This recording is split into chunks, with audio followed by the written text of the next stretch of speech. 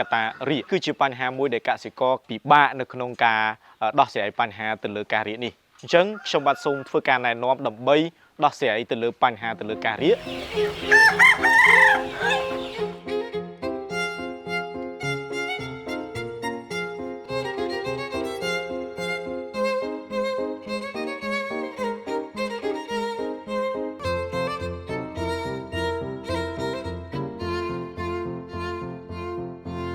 បាទជំរាបសួរខ្ញុំបាទសុនបុទ្ធីដែលជាអ្នកបច្ចេកទេសនៅក្នុងក្រុមហ៊ុនចំណីសត្វ Agifit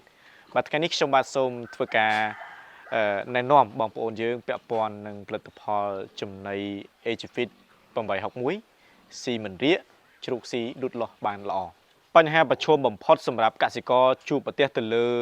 កូនជ្រូកនៅក្នុងការរៀនស៊ីគឺពាក់ព័ន្ធនឹងកតារាកគឺជាបញ្ហាមួយដែលកសិករពិបាកនៅក្នុងការ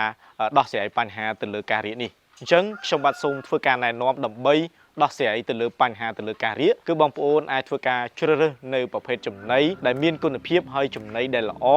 ដែលផ្ដោតទៅលើសារធាតុចិញ្ចឹមនៅក្នុងដំណាក់កាលសម្រាប់កូនជ្រូករៀនស៊ីបញ្ហាការរាកនេះនឹងធ្វើឲ្យជះឥទ្ធិពលទៅលើប្រាក់ចំណេញរបស់កសិករគឺទី1ធ្វើឲ្យ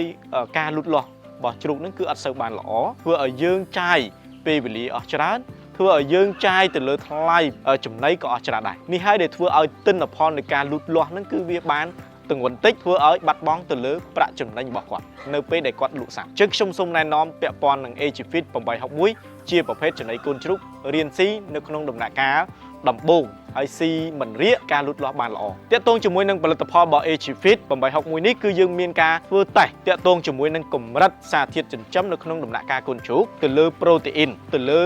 សមាសធាតុផ្សំមិនប្រើពពួកអរម៉ូនដែលធ្វើឲ្យប៉ះពាល់ទៅលើសុខភាពសត្វឡើយគឺយើងធ្វើការផ្សំពីវត្ថុធាតុដើមដូចជាម្សៅទឹកដោះគោពាក់ព័ន្ធជាមួយនឹងបាសស្មិចកូនជ្រូកពាក់ព័ន្ធជាមួយនឹងកាកសណ្តែកសៀងក៏ដូចជាម្សៅឆ្អឹងសាច់ម្សៅត្រី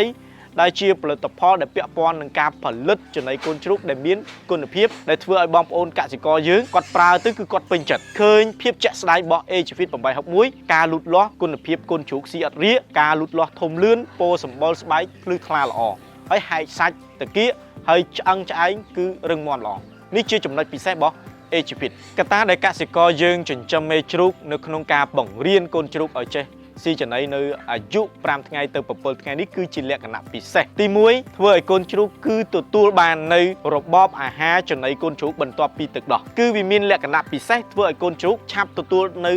របបអាហារបន្ទាប់ពីទឹកដោះហ្នឹងដើម្បីឲ្យវាមានភាពស៊ាំជាមួយនឹងប្រព័ន្ធរំលាយអាហាររបស់សត្វដើម្បីកុំឲ្យជះឥទ្ធិពលទៅលើការរាករូសឬមួយក៏ធ្វើឲ្យកូនជ្រូកដែលវាទឹកដោះមេហ្នឹងអត់បានគ្រប់គ្រាន់អញ្ចឹងធ្វើឲ្យវាអត់មានអីសម្រាប់នៅក្នុងការលូតលាស់ទេអញ្ចឹងយើងបានបរៀនឲ្យវាចេះស្គាល់ចំណីទៅនៅពេលដែលយើងផ្ដាច់ដោះគឺវាចេះស្ទាត់ទៅលើរបបអាហារថ្មីរបស់វាហើយវាអត់ជាឥទ្ធិពលទៅលើការរាករូសទេទី2ធ្វើឲ្យមេជ្រូកហ្នឹងក៏អត់សូវបាក់ដែរពេលដែលផ្ដាច់ដោះទៅគឺឆាប់រកឈ្មោលដោយសារអីដោយសារតែយើងបានបង្រៀនឲ្យវាចេះរើសចំណីស៊ីផងវាអត់ទៅសម្រុកទៅលើការទឹកដោះមេច្រើនទេកាលណាដែលកូនជ្រូកយើងអត់បរៀនស៊ីវាទឹកដោះមេច្រើនធ្វើឲ្យមេហ្នឹងគឺបាក់ដែលធ្វើឲ្យបងប្អូនខ្លះគាត់ផ្ដាច់កូនជ្រូកមួយអាទិត្យពីរអាទិត្យហើយអត់ទាន់រកឈ្មោលបាទនេះជាលក្ខណៈពិសេសរបស់គ្រាប់ចំណី Agifit 861សម្រាប់ទៅលើកូនជ្រូកក្នុងការរៀនស៊ីឬមួយក៏កូនជ្រូកផ្ដាច់ដោះអញ្ចឹងនេះជា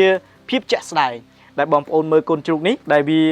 ស៊ីទៅលើចំណីកូនជ្រូក Agifit 861សម្រាប់ទៅលើដំណាក់កាលបង្រៀនកូនជ្រូករៀនស៊ីឬមួយក៏ដំណាក់កាលកូនជ្រូកដែលផ្ដាច់ដោះពីមេហ្នឹងការផ្ដល់ចំណីគឺយើងអាចផ្ដល់ពី5ទៅ6ដងក្នុងមួយថ្ងៃហើយការផ្ដល់ចំណីនេះអាចមកក្តាប់ឬមួយក៏កន្លះកំប៉ុងទឹកដោះគោរបស់យើងក៏បានដែរក្នុងកូនជ្រូក10ក្បាលពី10ក្បាលហ្នឹងចេះស៊ីស្ទាត់បានច្រើនយើងចាប់ផ្ដើមកើនតិចដងនៅពេលដែលកសិករយើងប្រើប្រាស់ជាមួយនឹងចំណីដែលមានគុណភាពនិងសារធាតុចិញ្ចឹមបានល្អគឺធ្វើឲ្យកាត់បន្ថយការចំណាយទៅលើថ្នាំរហូតដល់ចង់និយាយថាសឹងតែ 100% ជូកលូតលាស់បានលឿនអត់ជួបបញ្ហាទៅលើការរាករូសធ្វើឲ្យយើងចំណេញពេលវេលាធ្វើឲ្យថ្លៃដើមនៅក្នុងការផលិតនឹងគឺថយចុះសម្រាប់បងប្អូនយើងនៅក្នុងការចិញ្ចឹមសត្វបងប្អូនត្រូវតែធ្វើការទំនាក់ទំនងជាមួយនឹងក្រុមបច្ចេកទេសដើម្បីយើងទទួលបាននៅចំណេះដឹងពាក់ព័ន្ធទៅលើការចិញ្ចឹមសត្វក៏ដូចជាវិធីសាស្ត្រនៅក្នុងការគ្រប់គ្រងការព្យាបាលនៅក្នុងបញ្ហាជំងឺឆ្លងផ្សេងៗបងប្អូនអាចធ្វើការទំនាក់ទំនងមកកាន់ក្រុមការងាររបស់ Agifit តាមរយៈ page Agifit ឬមួយក៏ page មេត្តាភូមិចិញ្ចឹមសត្វឬមួយក៏បងប្អូនអាចធ្វើការទំនាក់ទំនងមកកាន់លេខទូរស័ព្ទរបស់ក្រុមការងារដែលមាននៅលើការបង្ហាញនៅវីដេអូនេះ ឬមួយក៏បងប្អូនអាចធ្វើការទំនាក់ទំនងទៅកាន់ depot ចែកចាយរបស់ Agivit នៃបណ្ដាខេត្តផ្សេងៗដើម្បីទទួលបាននូវការប្រឹក្សាទទួលបាននូវបច្ចេកទេសពីក្រុមការងារហើយបងប្អូនអាចតាមដានជាមួយនឹងកម្មវិធី Agivit ដែលមានការចែករំលែកនៅចំណេះដឹងជាច្រើនដែលពាក់ព័ន្ធទៅលើវិស័យការចិញ្ចឹមសត្វនេះដែលយើងធ្វើការ live ជាប្រចាំថ្ងៃមានថ្ងៃច័ន្ទនិងថ្ងៃសៅរ៍ពាក់ព័ន្ធនឹងបច្ចេកទេសទៅលើការចិញ្ចឹមសត្វបាទអញ្ចឹងខ្ញុំបាទសូមអរគុណសូមជម្រាបលា